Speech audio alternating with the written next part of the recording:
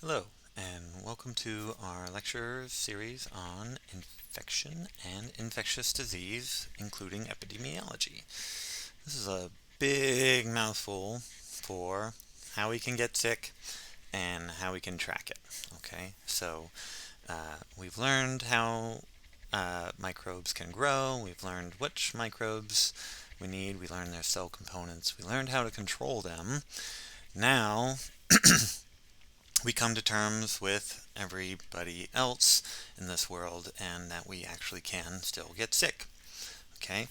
And so now that we can get sick, let's talk about the terms and voice that we use when we're talking about these terms here.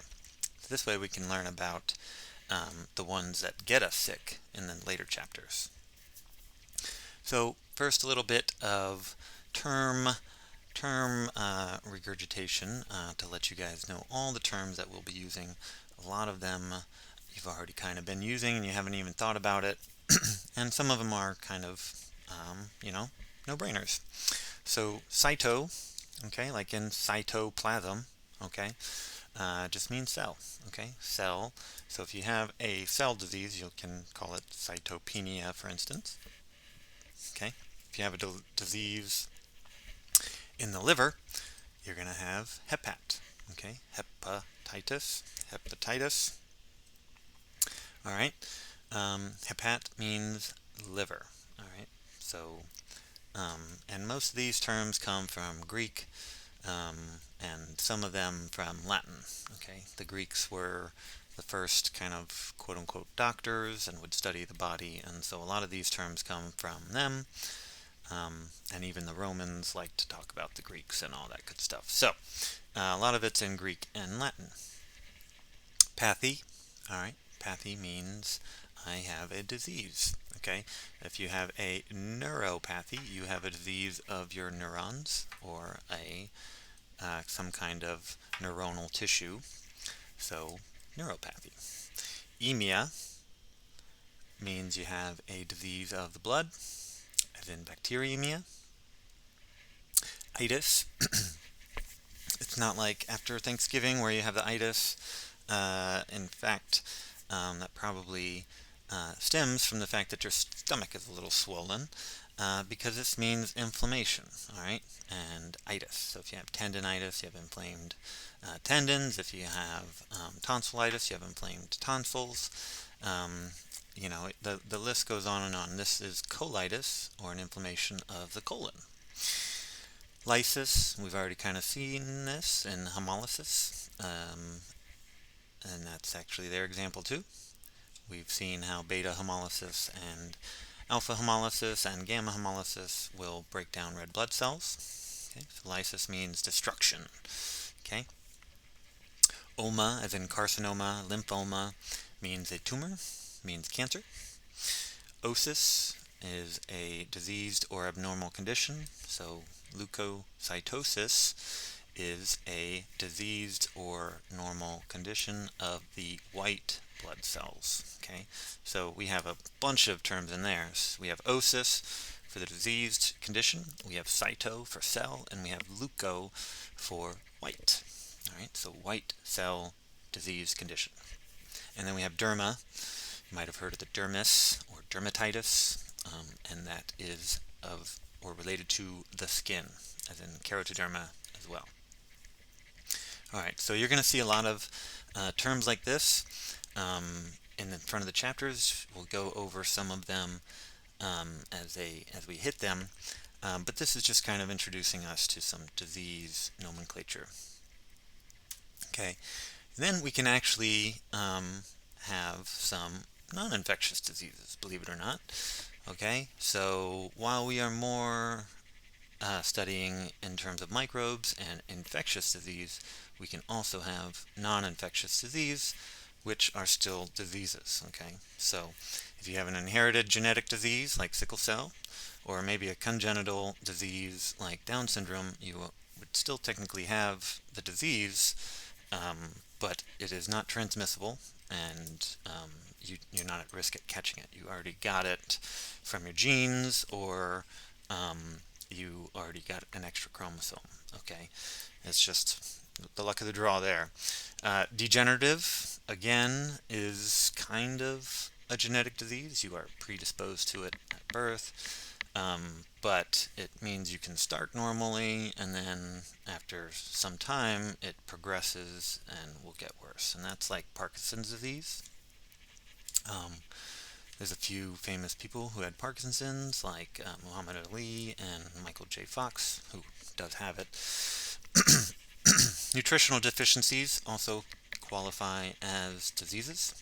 So scurvy, when you don't have enough vitamin C, you could have a disease as well. You can have an endocrine, neoplastic, and idiopathic diseases as well. Okay, so basically you can have a whole bunch of non-infectious disease.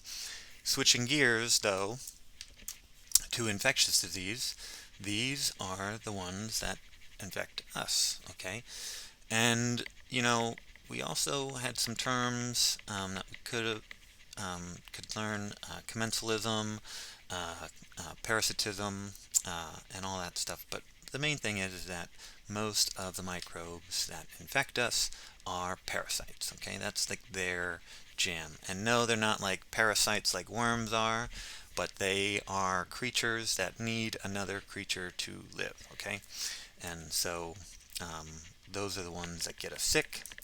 Um, and that's just the way it goes. Okay, so pathogens are disease-causing microorganisms, are a subset of parasites that cause disease in their host. Okay, hosts are the organisms that harbor other organisms. They can be the home of parasites, providing them with nutrients. Okay, so in the context of infectious disease, the relationship between the host and parasite is harmful to the host, and because of that, it's called parasitic. Okay, so don't confuse them with whole parasites in the sense of like how you would treat parasites. That's just their mode of living if they're going to get us sick. Okay, and that is the study of infectious diseases. Okay, how these creatures affect us. Well, bacteria, microbes affect us. All right, and we need to jump also to the term signs and symptoms. Okay, I kind of briefly talked about this before in one of the videos, but signs, okay, are objective, measurable, directly observed. Okay, they can't be made up. Okay, unfortunately, like symptoms that can be made up, signs are innate. You can measure a heartbeat.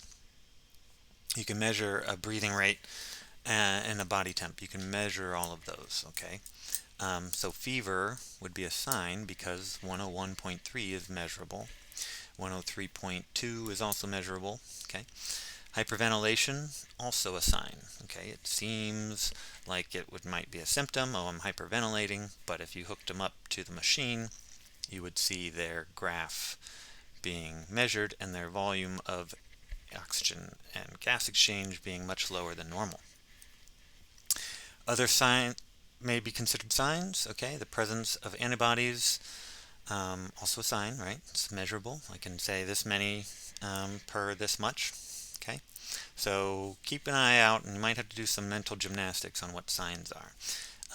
It won't be tricky though, because symptoms will be kind of obvious. Nausea. Oh, I'm nauseous. How do I measure that? Okay, if you throw up or not. Loss of appetite. Oh, what is that? Should you eat 2,000 calories or 1,800 calories, or are you eating 0 calories? Okay, maybe that part is measurable, but it's not really like actually measurable.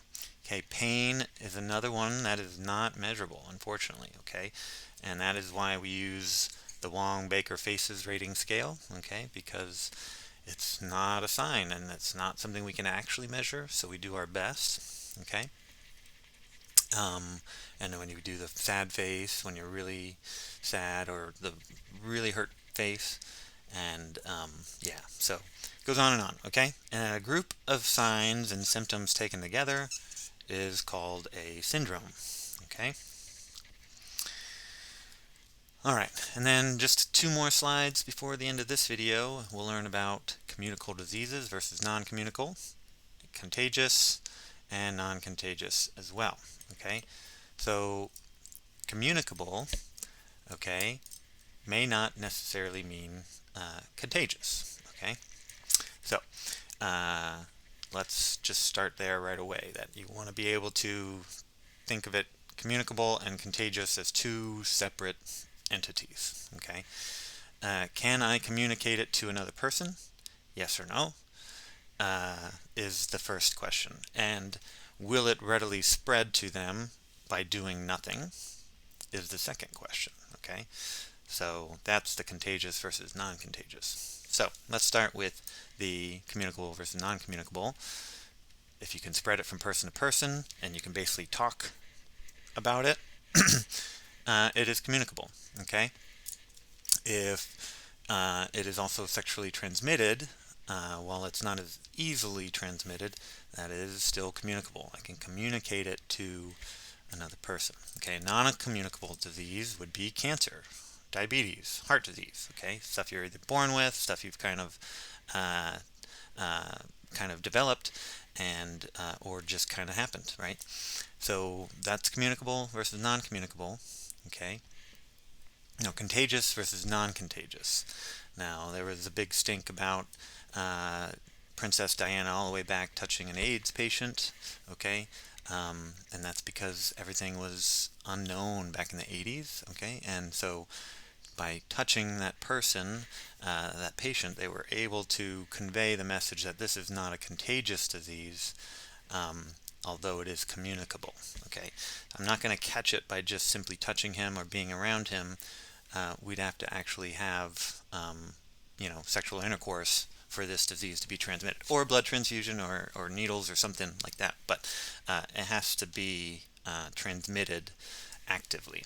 Okay, and that is the contagious versus non-contagious. Okay, so something that can spread very rapidly from person to person is contagious and communicable.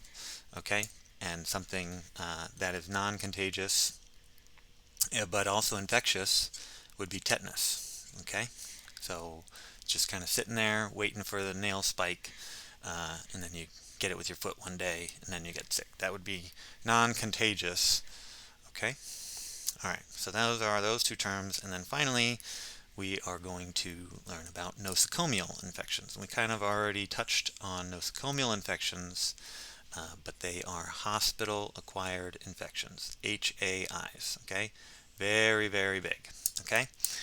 They occur in the hospital, other healthcare facility, and can be acquired from the environment, staff, or even the procedure you take. Remember, if you have a port cath or something in your chest also, I guess it's over here, it would also be a point of infection. Remember catheters and the biofilms. This is why we learned that term before.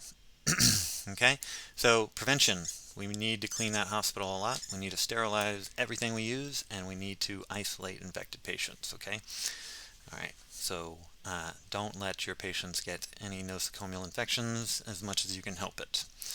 And come back for the next set of videos, and we'll go over some stages of the disease and get into epidemiology.